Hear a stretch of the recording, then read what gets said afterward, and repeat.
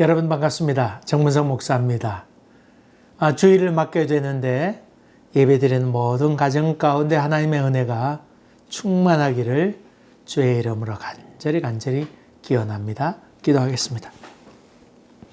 은혜로우신 아버지 하나님, 이 코비드가 잠잠하는 듯 하더니 다시금 창궐합니다. 아버지 하나님, 주님께서 선하게 인도하여 주시고 그 속에 하나님의 뜻이 무엇인지를 깨닫고 또 그 뜻에 순복해가는 저희들 될 수 있도록 은혜 베풀어 주시옵소서.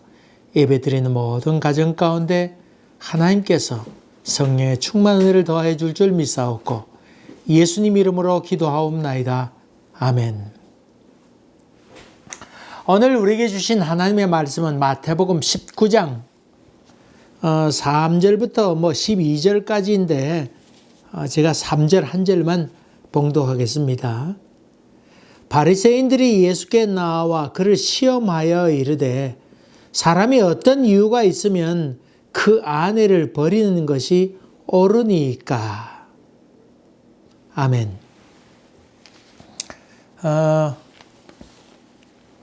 우리 이인수 목사님하고 얘기는 어쨌든 이 안그리용에서라도 멀리서 모여서라도 얼굴이라도 봤으면 좋겠다 그랬는데 다시금 이 코비드로 인해서 확진자가 많이 확산됨으로 말미암아 이번 주일부터 다시금 통금 시간이 8시로 줄어들었습니다. 별다른 얘기가 있을 때까지 잘 인내하신 것도 필요하리라 그렇게 생각합니다.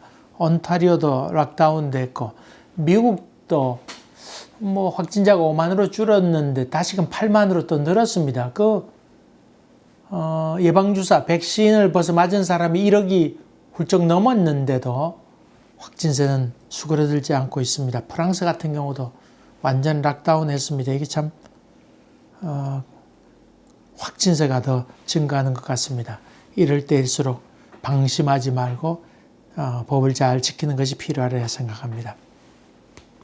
성경을 읽다 보면 종종 이게 참 기독교인으로서 말하기 참 입장 곤란하다 그런 부분도 좀 있지요. 정치하는 일반 사람들과 얘기하는 가운데에 정치 얘기를 하지 마라. 또 한 가지는 또 종교 얘기에 대해서는 하지 마라. 왜냐하면 얘기하다 보면 분쟁하게 되는 그런 경우가 많다. 각자 자기 생각이 있는데 고집하고 소위 그 독단, 자기만의 어떤 분명한 노선이 있잖아요. 그걸 조금 더 양보하지 않습니다. 변하지도 않고. 그러니까 자기 고집만 피우다 보니 싸움이 되는 것이지요. 그래서 우리 친교 시간에 이런저런 얘기하는데 정치 얘기하지 마라. 근데 여러분 좀 성숙되면 정치 얘기해도 괜찮습니다. 우리 교회는 이제 끝나고 나서 그런 얘기 하는데 한 가지 그것 때문에 마음 상해할 것까지는 없다고 하는 것을 생각하고 또 이럴 수도 있고 저럴 수도 있는데 우리가 원하는 세계는 하나님의 나라이니까 거기에 대해서 꼭 이렇게 해야 된다 그런 얘기도 할 필요 없습니다. 또 하나님의 역사는 또 반전도 있고 그렇잖아요. 그 중에 하나가 이 이혼에 관한 이야기를 사람들은 다 말하기 꺼려합니다. 제가 신방 가서 이런저런 얘기를 좀 물어보면 사람들이 입장 곤란해하고 옆에서 안절부절하는 경우도 많이 있습니다. 그런데 여러분 그건 너무 걱정하지 마세요. 사람이 한번 자기 속에 있는 얘기를 하고 나면 그 다음엔 자유롭습니다. 마음에 쉼을 좀 얻습니다. 그거 감추려고 하니까 피곤하잖아요. 그럴 거 없어요. 있는 대로 살면 되지요. 예수 믿는다고 하는 것은 자유를 의미하는데 있는 대로 나는 이렇게 해서 이런 일이 있었다고 얘기할 수 있으면 조금 성숙해 가는 겁니다. 또 어쩌란 말이에요. 거기에 대해서 여러분 저 사람이 저러나 이렇게 보지 말고 잘 받아들이는 것도 필요합니다. 그러니까 자기의 어떤 어려웠던 이야기들 과거의 이야기 아니면 지금의 어려웠던 이야기 갈등하는 것도 잘 터놓고 얘기할 수 있으면 좋지요. 그거 좋습니다. 이제 오늘은 이혼에 관한 얘기입니다. 그리스도인은 이혼을 해도 되는가? 로마 가톨릭에서는 아직도 이혼에 대해서 허락하지 않지요. 정식으로 교회에서는 인정하지 않습니다. 법정에서는 이혼 도장 꽝 찍을지 몰라도 그 로마 가톨릭에서는 아직 이혼을 허락지 않습니다. 제가 신학교 졸업한 이후에 부산으로 전도사로 가게 되었는데 거기서 2년 동안 있으면서 여러 가지 것들을 겪었습니다. 특별히 기억에 나는 것 중에 하나는 법정에 제가 증인으로 선 적이 있었습니다. 교인 가운데에 갓난 아기를 낳은 엄마가 있었는데 아주 이쁜 그런 그 여자 집사님이었습니다. 뭐 이쁘다는 표현보다는 참 착한 그런 그 어린 집사님이 있었는데 남편에게 그만 이혼을 당하게 됩니다. 얘기를 여러 차례 만나서 얘기를 들었는데 너무나 억울했습니다. 더군다나 이혼하게 되면 아기도 뺏길 판이 되어서 아이고 참 너무나 가슴이 아팠습니다. 시어머니는 일찍 과부가 된 분이셨습니다. 아주 정갈하고 깔끔하고 그랬는데 그 위에 딸을 하나 낳고는 오래간만에 오랫동안 자식을 낳지 못하고 있다가 아들을 낳았으니까 얼마나 귀중했겠어요. 그리고는 홀로 이렇게 있으면서 그 외아들을 남편처럼 그렇게 여기며 살았습니다. 그런데 며느리하고 결혼하게 되니까 아들을 빼앗아 갔다고 생각했습니다. 도저히 견디지 못하게 되니까 저 며느리를 아주 힘들게 했습니다. 게다가 그 아들은 마마보이였는데 내가 어떻게 키운 아들인데 그래서 그 며느리하고 같이 있는 것만 해도 또 얘기하는 것만 해도 속에서 끌어올라서 도저히 같이 있지 못하도록 그렇게 했습니다. 그 시어머니는 오랜 그 교인이었는데 아주 교회에서도 깔끔하고 이런 분으로 알았지만은 막상 며느리를 받고 났더니 그 시기심과 질투심이 타올라서 참 괴로워하게 되고 그 이후에 어떻게든 제가 그 법정에 서게 됐습니다만은 내가 할 수 있는 일이 아무것도 없었다고 하는 것 첫째고 두 번째로는 여러분 성직자 목사 같은 사람은 결혼하고 다시 재결합하는 데는 개입하는 것 좋지만은 이혼하는 데 증인으로 선다고 하는 것은 암만 정의로운 일이지만은 피하는 것이 좋겠다는 것이 제가 그때 느꼈던 생각입니다. 이거 참 어렵다 그런 생각을 했습니다. 결혼해서 산다고 하는 게 얼마나 어려운 일입니까? 제가 그 배웠던 목회 신학을 배웠던 목회 실습을 배웠던 그 임택진 목사님 청량리 중앙교회 거기 제가 목사님으로부터 우리가 목회 실습을 배웠는데 우리 참 이인수 목사님이 그분 청량리 중앙교회에 좀 있었죠. 참 제가 아주 목사님 가운데 존경하는 목사님이어서 그분이 쓰신 책도 제가 종종 읽고 종종 영락교회 강단이 비게 되면 임택진 목사님 총회장도 하셨는데 이분이 설교하기도 했었습니다. 근데 그 목회 실습하면서 그 까만 후배들이 그땐 임 목사님이 은퇴하셨을 테니까 그분이 65세 때 은퇴하셨어요. 근데 그분이 하는 말씀이 나는 장례식에는 집 내달라고 부탁하면 언제든지 간다. 근데 결혼식 주례해달라고 그러면 여러 차례 사양은 한다. 왜 그러냐 그렇게 말씀드렸더니 결혼하게 되면 제대로 살아줄지 애는 제대로 낳을지 싸워서 부부싸움에서 헤어지면 또 어떻게 할지 혹시 또 병에 걸려서 한쪽이 또 먼저 가게 되면 어쩔지 아니면 이혼하게 되면 어떡할까 이런 걱정으로 인해서 짐이 많이 된다고 하는 것입니다. 그래서 내가 주례를 잘못 써서 그렇나 하는 자책하는 마음이 자꾸 들게 되어서 할 수만 있거든 결혼 주례하는 것은 피한다. 장례식은 죽은 사람은 말이 없지 않느냐. 그런 말씀하는 것을 기억합니다. 그래서 장례식 하고 나면 암만 뭐해도 양말이라도 선물을 받게 되는데 그 결혼식 하게 되면 그 선물 받았던 것이 상당히 짐으로 다가온다.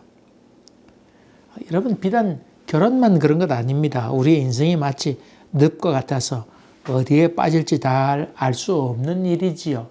흔히 자식이 사법고시 합격해서 그 동네에서 프랑카드 붙여가지고는 우리의 마을의 자랑입니다. 뭐 그렇게 난리 법석하고 영감님 영감님 그렇게 부르면서 영감 났다고 그러면서 다들 크게 잔치를 열지 않습니까? 근데 참 그렇게 난리법석 치지만은 조금 지나서 부정에 개입됐다. 여자 문제에 개입돼서 그만 그 직위에서 떨어지고 말았다. 그런 소식을 접하게 될 때 참 황당하다는 생각 같습니다. 자식뿐만 아니라 우리 인생도 사실은 장담할 수 있는 것이 아무것도 없다고 하는 것도 여러분이 염두에 두세요. 또 우리가 살아가면서 결혼 생활하면서 완벽한 행복은 없다고 하는 것도 여러분이 기억하세요. 파라다이스라고 하는 뜻은 없는 세계 아닙니까? 행복 파라다이스 노래는 부르지만은 뭐 그렇게 인간이 경험할 수 없는 세계를 파라다이스라 그렇게 얘기합니다. 어쨌든 살아가면서 복병이 참 많이 있습니다. 그저 한 가지 이거 기억하세요. 오직 우리는 최선을 다할 뿐이라고 하는 것. 이것을 염두에 두면 좀 마음이 여름이 생각이 듭니다. 여름 마음이 들게 되지요. 아내가 좋고 부부의 금실이 좋으면 반대로 자식이 고통을 주는 경우도 얼마나 많아요. 병으로 인해서 물질의 결핍으로 인해서 여러 가지 뭔가 또 어려움을 경험하게 됩니다. 그렇다고 해서 여러분 결혼에 대해서 지레 겁먹을 필요 없습니다. 하나님께서는 이 결혼하는 것에 대해서 믿음으로 인생을 걸어가라고 말씀하셨는데 그게 아주 결정적으로 중요한 것이 결혼 생활이지요. 장애물도 많고 복병도 많고 즐거움도 있고 그러면서 동시에 괴로움도 분명히 있는데 싸우기도 하고 분쟁하고 그런 그 결혼 생활이지만은 믿음으로 걷는 용기가 필요하지요. 그러니까 결혼 때문에 부들부들 떨고 그러지 마세요. 행복을 꿈꾸세요. 믿음으로 바라봐야 되지요. 마음에 쫄지 마세요. 그래서 결혼이라고 하는 것은 자신감으로 하는 것 아닙니다. 내가 행복할 거다. 그런 어떤 자신감으로 하는 것 아니고 믿음으로 홍해를 건너듯이 그렇게 믿음으로 살아가는 것. 그래서 매 순간순간을 하나님께 의지하는 것. 하나님 난 잘 살 수 있습니다. 그게 아니고 하나님 이 가정을 당신의 손에 의탁합니다. 이런 마음으로 살아가면 넉넉히 이겨낼 수 있다고 하는 것입니다. 그러면서 지혜를 배우게 되지요. 제가 종종 설교할 때 저희 가정 얘기를 하지요. 옛날에는 목사 가정 얘기 할 필요 없다 그러지만은 저는 있는 얘기를 합니다. 근데 교인들은 아이고 내가 목사님께 이런 상담했는데 그걸 말씀하면 어떻게 해요? 그렇게 전화하는 사람도 있고 아이고 목사님 입이 싸네요. 그렇게 얘기하는 경우도 있습니다. 있는데 여러분 가정이 다 똑같습니다. 이 가정의 문제나 저 가정의 문제나 다 애 낳고 부부싸움하고 한 사람이 믿음이 좋으면 한 사람은 또 어깃장 놓으면서 살아가는 것. 그것이 인간이고 똑같으면 살지 못합니다. 목사 집에는 목사하고 그 부인하고 안 싸운 줄 압니까? 그렇지만 그러니까 살아가는 재미도 있잖아요. 놀리는 재미도 있고. 그렇게 살아가는 것이 가정이기도 합니다. 그래서 제가 오래전에 있었던 우리 가정의 이야기 아니면 이 사람의 가정 얘기 오래전에 있었던 가정 얘기를 하면 교인들은 다 자기 가정에서 얘기하는 줄 알고 아이고 우리 얘기를 어떻게 그렇게 잘하나 그렇게 하지만은 사실 다른 집 얘기라고 하는 것도 기억하세요. 그런 얘기들 비밀스러운 이야기 부끄러운 이야기 이런 것들 툭 까서 얘기를 잘하면 유명한 방송인이 됩니다. 여러분 유튜브 요새 하잖아요. 많이들 하는데 그런 것들을 자연스럽게 얘기를 하게 되면 맞다 이러면서 공감하게 되는 것. 그래서 잘 공감할 수 있는 것이 그 유튜브의 방송하는 사람들 특징 가운데 하나이죠. 거기다 뜨게 되면 또 방송 출연도 하게 되잖아요. 여러분, 이 집의 이야기나 저 집의 얘기나 인간사 거반 똑같으니까 너무 거기에 대해서 감추려고 하지 마세요. 있는 대로 사세요. 사세요. 사실 뭐 이혼을 말하는 것보다는 오늘 본문의 말씀처럼 행복한 결혼을 말하는 것이 좋지만은 그때나 지금이나 이혼의 문제가 상당히 문제가 되었고 사회적인 이슈가 되었던 것은 분명합니다. 인간이 변한 것 없잖아요. 그래서 오늘 본문 말씀 이 한정지어서 이혼에 대해서 조금 한정지어서 여러분과 성경을 같이 나누려고 합니다. 성경에 보면 도둑질 하지 말라고 그랬잖아요. 여러분, 도둑질 절대 하면 안 됩니까? 예컨대 너무 배가 고파서 먹을 것이 없어서 음식을 훔쳤습니다. 그러면 그것은 도둑질 하는 겁니까? 해당되는 겁니까? 안 되는 겁니까? 예컨대 봅시다. 군대에 가거나 아니면 전쟁터에 갔는데 몇 날 며칠 굶었습니다. 민가에 내려가서 먹을 걸 훔쳐왔습니다. 닭이나 염소를 잡아서 먹었습니다. 이건 죄가 됩니까? 안 됩니까? 아이고, 아랍세계 같은 경우에는 물건 훔치면 손을 자르기도 하잖아요. 자릅니다. 지금 요즘도 자릅니다. 여러분, 이렇게 물건을 훔치거나 음식을 훔치거나 하게 될 때에 그래도 훔쳤으니 죄라 얘기할까요? 프랑스 사회에서는 음식을 배고파서 훔쳐 먹었을 경우에 죄로 성립하지 않았습니다. 그래서 이 사회가 이 애들을 아니면 이 굶주린 사람들을 관리하지 못했으니까 이 사람들에게 죄를 물을 수 없다. 그리고 만든 것이 바게트 빵입니다. 바게트 빵 국가에서 나라에서 보조금을 주어서 그 길이가 딱 어느 정도 뭐 8길인가 뭐 이렇게 바게트 빵 사이즈를 딱 주어서 누구든지 이것만큼 그래서 바게트 빵 가격이 오르지 않도록 그렇게 해서 누구든지 이 먹는 것 기본적인 먹는 것 생활에 대해서는 부담을 느끼지 않도록 하기 위한 제도가 그 바게트 빵입니다. 그렇게 해서 제공합니다. 여러분 그런 것도 여러분 죄가 된단 말입니까? 여러분 도적질 하지 말라고 그렇게 얘기했지만은 정말 배고팠을 때 훔쳐 먹은 것 이것은 죄가 성립이 되지 않는다고 그렇게 봅니다. 이렇듯 시대나 또 장소에 따라서 가치관의 변화 등등으로 인해서 생각이 많이 달라지고 있죠. 예수님 당시에도 그런 문제가 많이 있었습니다. 바리새파 사람들이 예수를 시험하려고 왔는데 아내를 버리는 것이 옳은가 하는 질문을 했습니다. 이 시험하러 왔다고 하는 것은 그 당시 이슈가 될 만한 아주 어려운 문제라고 하는 것이고 예전에 율법이 이래 했는데 현실과 괴리가 참 있으니 당신이 설명하기도 어려울 거라고 하는 이야기를 하고 있지요. 합리적으로 아니면 현실적으로 설명하기가 참 어려운 부분이라고 하는 것을 거기서 얘기하고 있습니다. 여기에 대해서 예수님께서는 이혼에 대해서 직접적으로 말씀하지 않고 결혼의 원칙을 얘기하고 있죠. 하나님께서 남자와 여자를 만드셨다. 이 남자와 여자를 만들었다고 하는 말은 동등되다고 하는 그런 의미이고 부모를 떠나서 아내와 합하라고 하는 것은 독립적인 가정이 되라고 하는 얘기지요. 그리고 한 몸을 이루어라.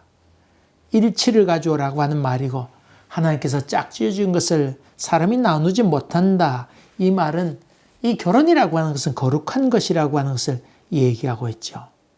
결혼은 참 중요하고 거룩한 것이어서 아주 개도릭에서는 또 이것을 칠성례 가운데 하나로 여기죠. 우리 기독교 개신교에서는 성찬과 세례만 아주 귀중한 그 성례라고 치는데 성찬과 세례. 근데 개도릭에서는 이게 결혼하는 것 물론 사람이 죽을 때 병이나 아니면 죽음 임종을 앞두고 하는 것 아니면 고백하는 것 이런 것들도 성사로 칩니다만 우리는 그렇게 치진 않습니다. 어쨌든 간에 결혼을 성사로 치지요. 우리가 율법을 조금 더 알 필요가 있습니다. 예수님 당시에 그때 있었던 율법은 부모의 그 의무 가운데 하나 부모의 의무 가운데 하나는 20세 이전에 자식을 결혼시키는 것이었습니다. 단 예외가 있었는데 그 예외는 율법을 공부하고 있을 경우에는 좀 연장이 가능했고 그렇지 않고는 의무적으로 결혼해야 했습니다. 그 다음에 그 결혼하는 이유는 생육하고 번성하라고 하는 하나님의 명령에 순종하는 일이었습니다. 그래서 결혼하지 않는 것은 하나님의 명을 거역하는 것이라 생각했습니다. 또 자녀를 갖지 않는 사람들 있잖아요. 이것을 심지어 후손을 살해하는 것이다. 하나님의 형상 닮은 사람들을 멸하는 자라고까지 여기면서 결혼을 중요시 여겼습니다. 다시 말하면 결혼이라고 하는 것은 사려 깊은 행동이다. 그렇게 생각했습니다. 말라기에 보게 되면 하나님은 이혼을 미워하는 것이라고 그렇게 표현하고 있습니다. 또 젊은 사람이 아내를 버리면 제단이 눈물을 흘린다고 하는 말도 있습니다. 이런 일로 인해서 저들은 이혼에 대해서 조심스러워해야만 했습니다마는 또 결혼이 아주 중요한 일이었습니다마는 그렇지 못한 일들이 저들 가운데 많이 있었습니다. 그래 이 바리새파 사람들이 예수님께서 결혼에 대해 신성함을 얘기했더니 아니 모세는 왜 이혼 증서를 내어주라고 했느냐고, 율법에는 이혼을 허락하지 않았느냐고. 성경에 그랬죠. 싸워서 이렇게 그냥 집안이 아주 형편없이 혼란스럽게 살아가는 것보다는, 또 고통스럽게 살아가는 것보다는 초막에서 혼자 사는 게 낫다. 그렇게 해서 이혼의 근거로 삼습니다. 근데 이런 그 바리새파 사람들의 질문에 대해서 모세가 한 것은 너희 완악함 때문이다. 원래는 그런 것이 아니다.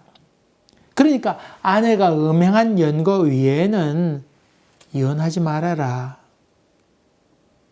아내가 음행으로 인해서 이혼은 가능할지 모르지만은 그러나 다른 이유로 내어버리면 안 된다. 그것을 얘기하고 있죠. 그랬더니 제자들이 어이구 그렇게 되면 지금까지 생각한 것이 꼭 결혼이라고 참 어렵잖아요. 장가가지 않는 것이 좋겠나이다. 그랬더니 예수님께서 쉽지는 않지만 그러면 그렇게 해라. 그렇게 말씀하셨습니다. 여러분 조금 더 들어갑시다. 율법에는 예전에는 철저히 남성 중심이었습니다. 원래 하나님의 의도는 평등한 것이었는데 그러나 남자가 권한을 다 가져가지고는 여자가 도무지 어떤 권한을 갖지 못했습니다.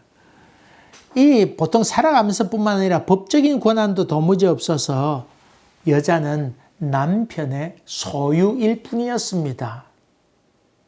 재산에 속한 것이고 소유일 뿐이었습니다.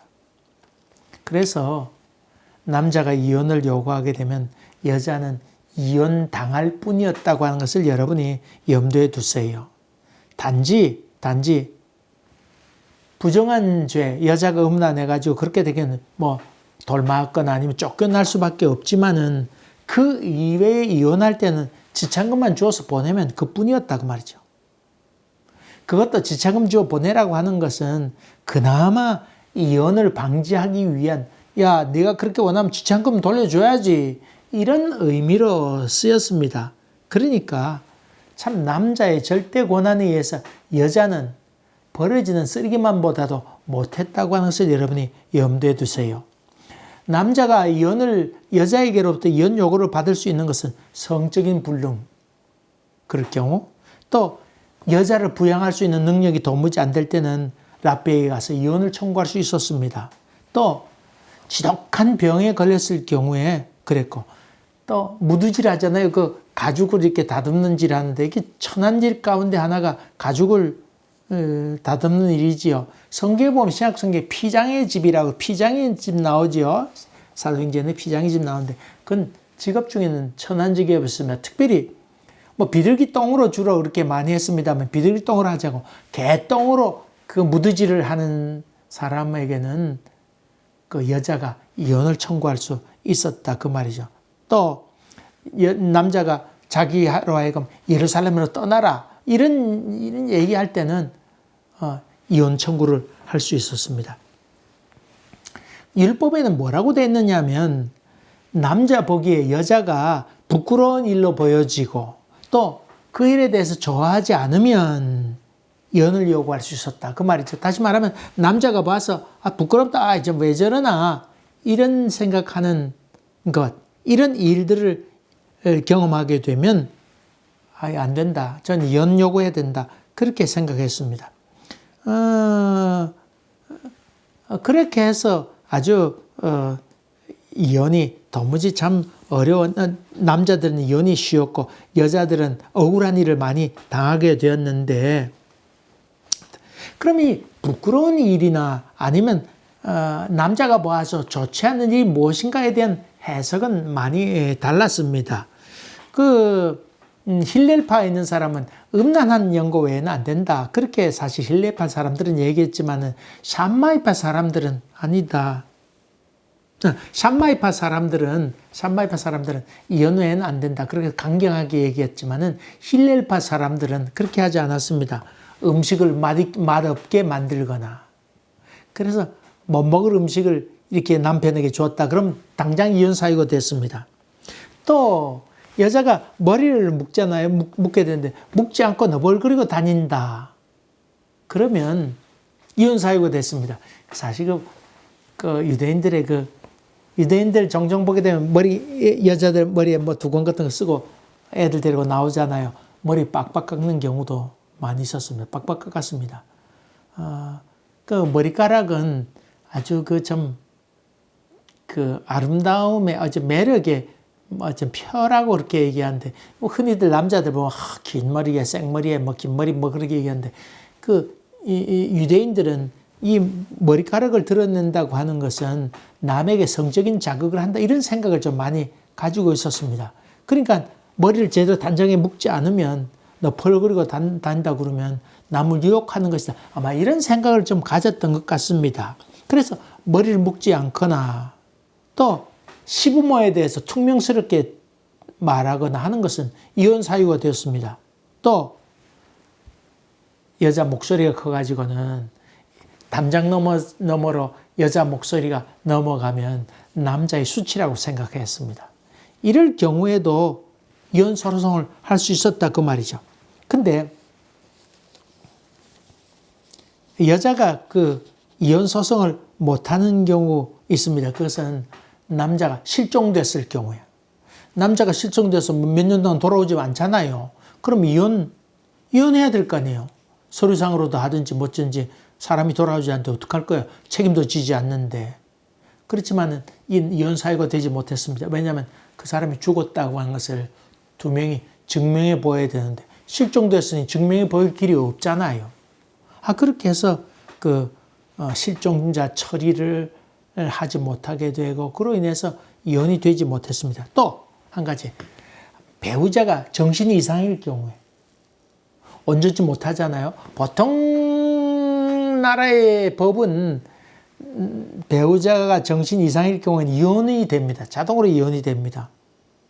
소위 얘기해서 금치산자라고 하는 표현이 있잖아요. 온전한 정신이 못 될 경우에는 결혼이 안 된다. 그런 생각을 가졌는데, 유대 율법에는 그렇게 하지 않았습니다. 유대 율법에는 이 사람이 정신 이상인데 이 사람을 보호자가 돌봐주지 않으면 누가 돌보는가, 이런 개념으로 이혼이 되지 않았습니다. 어쨌든 참 재밌는 이스라엘의 문화가 있는데, 이런 상황에서 또 이스라엘은 근친 결혼이 많았기 때문에 정신적으로 이상한 사람도 퍼센테이지로는 좀 많이 있었는데, 어쨌든 이런 상황에서 이혼 못한다, 아내를 버리지 못한다고 하는 말은 남자들로 하여금 내 마음대로 손쉽게 이혼하는 것은 안 된다. 그런 예수님의 말씀과도 같습니다. 지금도 이슬람권에서는 여자에게 남자가 3번 이혼하자고 3번 나오게 되면 쉽게 이혼이 됩니다. 그러면 종교 경찰이 와가지고는 그 여자를 데려와서 과부촌으로 데려가지요. 그렇게 하는데, 그 당시 이스라엘도 그 당시 그런 문화가 많이 있었습니다. 이런 문화 속에 살다가 예수님께서 이혼 못한다, 이런 얘기하니까 기존 율법에 물들여 살던 이 제자들도 당황했던 것 같습니다. 이게 무슨 세상이야? 그러면 이거 남자가 어려지는 아닐까? 아이고, 결혼이 그렇게 어려우면 안 하는 것이 낫지 않겠습니까? 그렇게 제자들이 예수님께 얘기합니다. 그럴 때 예수님께서 그러면 그래라. 쉽지 않겠지만 타고난 고자도 있고 또 주님을 위해서 스스로 된 고자도 있는데 쉽지는 않다. 그렇지만은 좋을 대로 해라. 이렇게 얘기합니다. 다시 말하면 이 연애 문제나 뭐 결혼의 문제 쉽지 않은 문제인데 예수님께서 거기에 그렇게 개입하려고 하신 생각은 없었고 이 쉽지 않은 문제라고 하는 것을 얘기하면서 좋을 대로 하여라. 혼자 살기 좋으면 뭐 혼자 살면 되지 뭐. 그렇게 답을 하셨습니다. 이렇게 해서 이 논쟁의 종지부가 찍히게 됩니다. 예수의 마음, 예수의 의도, 그 뜻을 적용한다고 하면 예수님께서 이혼하지 말라고 하는 것은 여자를 보호하는 차원이었다고 하는 것을 여러분이 기억하세요. 남자 마음대로 내 멋대로 살아가지 말고 내 멋대로 이혼 요구하지 말아라. 그렇게 하면서 여자를 보호하기 위한 것입니다. 그런 점에 본다 그러면 이 이혼하지 말라고 하는 얘기는 매우 인권적인 차원에서 예수님께서 얘기하는 것이고 그 당시 문화로 봐서 매우 파격적이고 개혁적인 대답이었던 것을 보게 됩니다. 현대 크리스찬은 이혼해야 되느냐 말아야 되느냐 그런 얘기를 합니다만은 제가 얘기하려고 하는 것은 뭐 이혼을 장려하는 것도 아닙니다. 아니고 또 마음대로 이혼해도 된다고 하는 그런 말을 하려고 하는 것도 아닙니다. 서로 존중하고 행복한 결혼, 함부로 가정을 깨지 말아야 된다고 하는 것도 여러분이 기억하시되 그 목사로서 하는 일은 이혼에 관한 얘기보다는 행복한 결혼에 대한 얘기, 예방 차원에서 얘기하는 게 좋겠고 근데 정 어쩔 수 없는 사연도 많이 있잖아요. 많이 있습니다. 그런 것에 대해서 여러분 좀 마음의 여유를 가지고 보는 것도 필요하다 그 말이죠. 그 부모가 이혼하게 되면 고스란히 자녀가 피해를 받잖아요. 어린 자녀가 피해를 많이 받습니다. 말은 하지 않지만은 그 어릴 때 뭐 나이 들어서야 뭐 어쩔 수 뭐 괜찮지만은 어릴 때 엄마 아버지가 헤어져 있는 과정을 보게 되면 마음에 아주 큰 고통을 경험하게 되고 외로움도 경험하고 어떻게 해야 될까 안절부절해야 하고 또 이로 인해서 우울증에 걸린 호소를 하는 사람 많이 있습니다. 흔히 계획적으로 이혼하는 사람도 있습니다만 드라마에서 나올 법한 이야기고 모두 다 자녀를 위해서 참고 지내는 경우도 얼마나 많이 있습니까? 가정을 다 지키려고 합니다.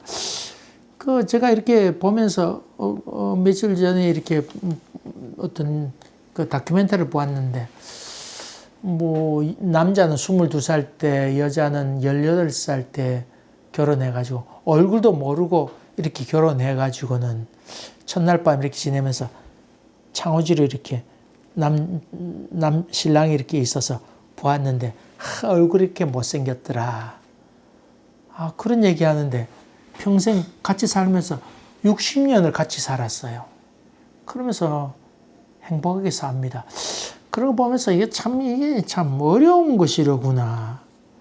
그 당시 그 사람들은 얼굴도 보지도 않고 결혼했는데 어떻게 60년이라는 세월을 같이 살 것인가. 요즘 쉽게 이혼한다고 하지만은 또 세상이 많이 바뀌었다고 하는 것도 여러분이 또 염두에 두세요. 제가 전도사 때에 30몇 년 전이죠. 전도사 때에 뭐 청년들을 가르쳤는데 한 자매가 나에게 와서 이런저런 얘기하다가 펑펑 울면서 얘기합니다. 자기가 결혼할 나이가 됐는데 손도 보았는데 손을 보면서 혼사가 잘 되지 않는다고 하는 겁니다. 이런저런 얘기하다가 자기 어머니 아버지가 이혼하게 된 사실을 이야기하면 결혼 다 꺼려서 본인들은 좋은데 그로 인해서 결혼하지 못하게 됐다고 하는 겁니다. 그러면서 펑펑 웁니다. 근데 나보고 하는 얘기는 자기는 이런 생각이 든다는 거야. 차라리 아버지나 엄마가 돌아가셨으면 자기 결혼이 쉬웠을 텐데, 내 인생이 그렇지 않을 텐데, 이혼하게 돼서 내 인생이 이렇게 되었노라고. 내가 그 말 머릿속에 확 박혀서 잊혀지지 않습니다. 참 잊혀지지 않습니다. 우리 부모님이 죽었으면 차라리 내 결혼이 쉬웠을 텐데. 그런 이야기. 그 당시는 참 30몇 년 전인데, 그 당시는 그런 문화였잖아요. 그 부모가 이혼했다 그러면 결혼의 결격 사유가 되어서 결혼이 잘 되지 못하는 그런 시절도 있었습니다. 이제는 그런 시대는 또 아니지요. 아닙니다. 여러분, 흔히들, 이혼하게 되면, 여자가 크게 이혼녀다, 그렇게 해서 크게 상처 입을 것 같지만은, 남자들도 결혼했다가 이혼하게 되면, 직장에서 무슨 얘기를 들으면, 아이고, 가정도 하나 지키지 못하는 주제에, 이렇게 해서, 참 설 곳이 없어서, 이것저것 지내다가 하는 수 없이 스스로 자괴감에 의해서 직장을 떠나는 경우, 그런 경우 많이 있다고 하는 그 보고서를 보았습니다. 가정도 하나 지키지 못하는 주제에 그런 얘기들을 하는 예전에 그런 시대에 우리가 사실 살아왔었습니다만은, 여러분 참 이혼한다고 하는 게 오죽해서 이혼했겠나, 이것을 늘 염두에 두세요. 행복하게 잘 살면 좋으련만 그렇지 못한 사연들이 있는데, 이럴 때 우리 예수 믿는 사람들이 가져야 될 생각은 무엇이냐? 그것은 정죄하거나 우리가 속단하거나 아니면 판단하지 말라고 하는 것, 이것을 꼭 여러분에게 권면하고 싶습니다. 우리가 알지 못하는 사연들이 시대가 변하면서 너무나 많이 있다고 하는 것, 겉은 멀쩡하지만은 알지 못한 질병도 참으로 많이 있다고 하는 것입니다. 예컨대 겉은 멀쩡하고 교회는 멀쩡해 나오지만은 알코올 중독인 사람도 꽤 많이 있습니다. 우리는 술 먹고 좀 주정하겠지, 그렇지만은 알고 보면 알코올 중독인 사람도 꽤 많이 있습니다. 또 그 술만 먹으면 패는 사람도 많이 있지요. 폭력을 쓰는 사람도 있고, 또 술 안 마셔도 폭력을 잘 쓴 사람이 생각보다 많이 있습니다. 여러분, 그 남자만 여자에게 폭력 쓰는 건 아니고 여자가 폭력 쓰는 경우도 꽤 많이 있지요. 또 여러분, 의처증일 경우도 있습니다. 의처증. 제 친구, 저번에 내가 예화를 들었습니다만, 초등학교 때 같은 반 친구였고, 또 중학교 들어가서는 그 중학교 때 회장했던, 공부도 뛰어나게 잘하는 최고로 공부 잘했던 친구 있는데, 몇 년 전에 여기 와서 제가 찾다가 전화번호 있길래, 야, 잘 있었냐고 그랬더니 자기가 마산에 무슨 병원에 있대요.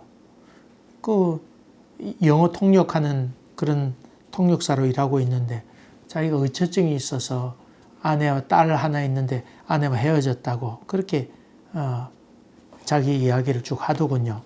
여러분, 그 의처증 그냥 의심하다 보다 그게 아니고, 의심하게 되면 총 들고 나서는 경우도 있습니다. 의심하게 되니까 죽인다고 나서는 경우도 있죠. 여러분, 그런 경우도 많이 있습니다. 실제로 많이 있습니다. 또 폭력이나 도박하는 경우도 얼마나 많아요. 또 알게 모르게 마약하는 경우도 많이 있습니다.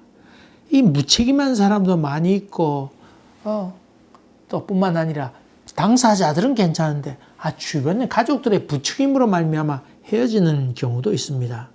여러분, 결혼하기 전에 그런 문제가 있는데 결혼하면 나아질 거라고요?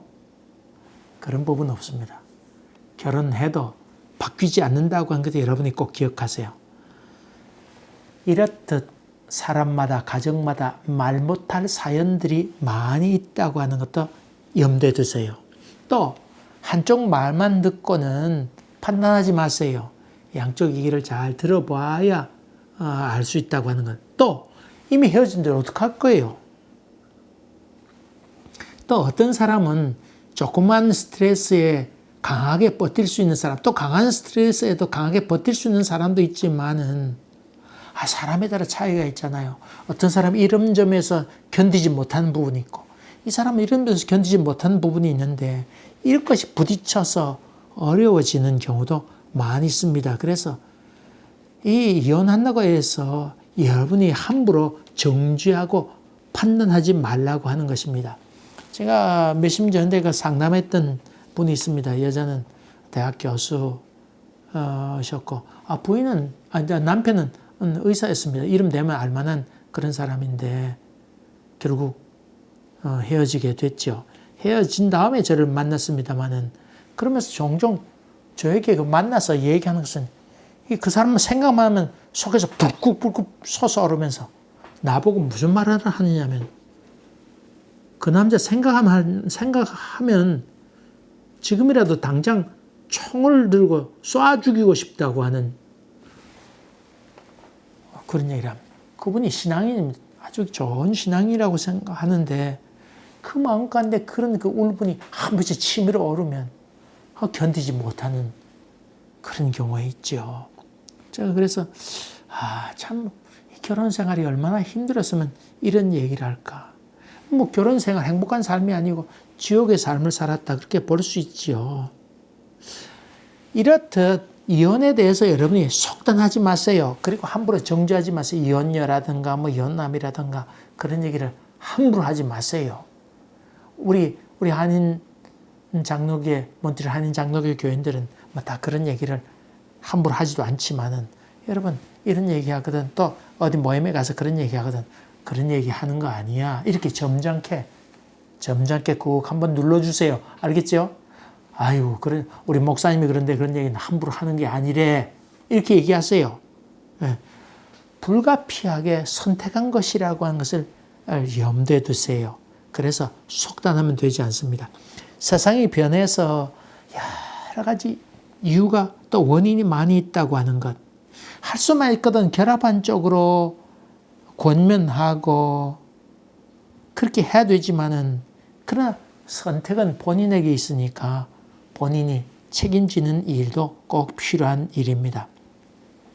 그래서 가정에 이런 문제가 있을 때는 당사자가 결정하기 어렵습니다.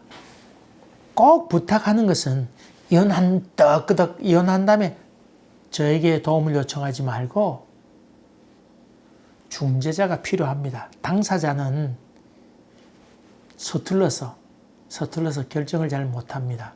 이럴 때는 목사를 찾아오세요. 제가 냉정하게 잘 판단해 줄 수 있습니다. 아이고 헤어지는 게 좋겠다, 뭐 그런 얘기는 함부로 못하지만은 아무래도 참 어렵겠다, 그렇게 뭐 얘기도 할 수도 있게 뭐 냉정하게 얘기해 줘야지요. 저는 사탕발림으로 얘기하기는 싫습니다. 근데 어쨌든 간에 피할 길을 찾는 것도 중요하고, 또 한 걸음 뒤로 물러서서 자기를 바라보는 시간을 갖는 것도 참 필요하지요. 그렇게 해서 이런 이혼 문제는 결정하기 전에 저에게 찾아오라고 하는 것이고, 결혼도 마찬가지입니다. 결정하기 전에 나에게 찾아와서 목사님 좀 도움을 구합니다. 그러면 제가 거기에 맞는 이야기를 해줄 수 있습니다. 이미 한 결정에 대해서는 전 더 이상 얘기하지 않습니다. 알겠죠?